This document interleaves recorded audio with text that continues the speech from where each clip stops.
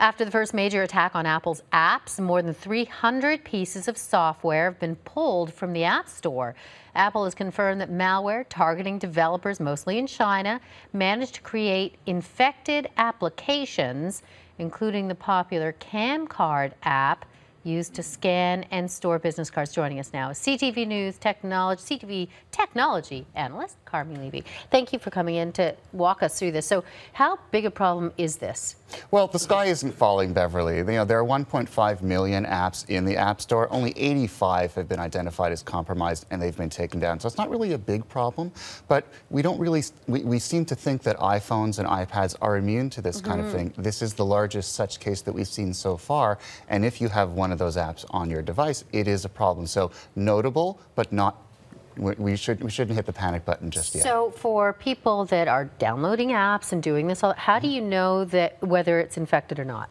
Well, first thing, you'll want to consult the list of those 85 apps that Apple has removed from their App Store. So no one can download them now, but if you've already downloaded them, they're on your device and they're potentially infected. So you're going to want to get rid of those. And what does that mean when they're infected? How does it compromise what I'm doing? What it means, it has malware that's baked into it. And so what malware is, it literally means bad software. It's something you don't want on your device, and it allows hackers to remotely connect to your device and do things to it. They could, we don't really know what the payload is in this case, but in other cases they could lift contacts off your device, they could launch an identity theft attack, they could log into your home network, they could essentially access things they shouldn't be accessing and then either attacking you or selling the information to someone else. And how do you, I mean, you can, I guess once you identify it, you can take it off. You don't know whether you've been compromised or not at that point. No, you don't. And so what you'll also want to do is make sure that, we tend to think that Apple devices are immune, so no one uses security software. We should.